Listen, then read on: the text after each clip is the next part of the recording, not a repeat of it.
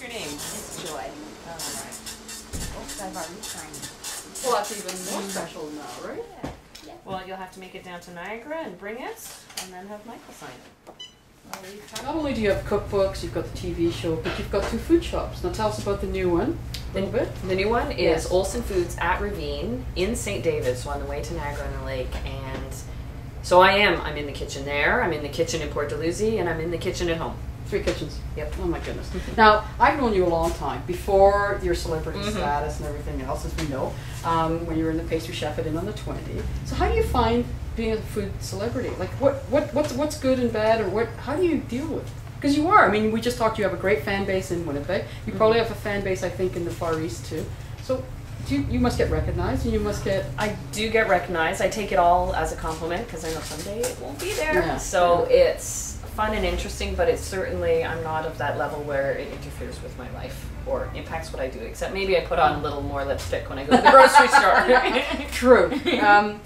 And also, because you've worked in sort of different facets, you've been in the restaurant side, now you're in sort of a small business retail side. Which do you like? I have to say I like the retail side of it, because what I missed in the restaurant business was that customer contact.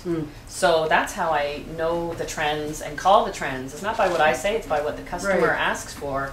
And outside of that, it's like instant market research. Right? I know, yeah, and it's credible. Yeah. But in the real life of running a restaurant, you're there till 2 in the morning, and then back there at 7 in the morning in retail. 6 o'clock comes. Lock the door. It's great, isn't it? Yeah, you know. Well, I know, it's wonderful. We get to deal with this food, wine, and publishing industry without lifting the heavy stock pots. It's great. But now tell me too, because I know you love your cookbooks, you and your husband Michael. What was your first cookbook, though, you ever sort of truly used? We have a whole, we have a room, we call it the library.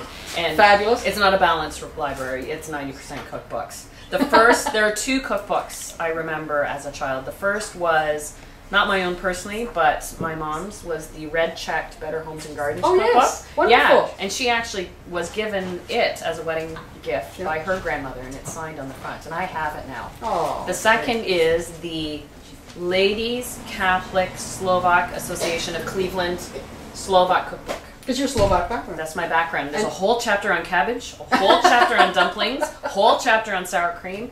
Well, now this leads me to another question then. It sounds like you're a winter cook.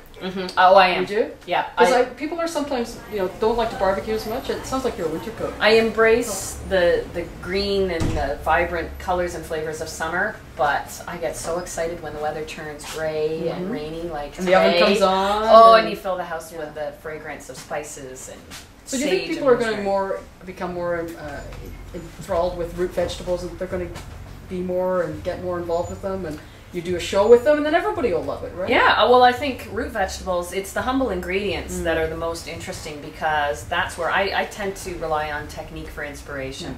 And so it takes a little love and technique, and when you know how to handle your root vegetables, you realize you can't go back. And outside of that, they're inexpensive, so you can do a lot with very little. Well, thank you, Anna. Thanks for joining us today. A pleasure. Great. Good. That's Anna Olson.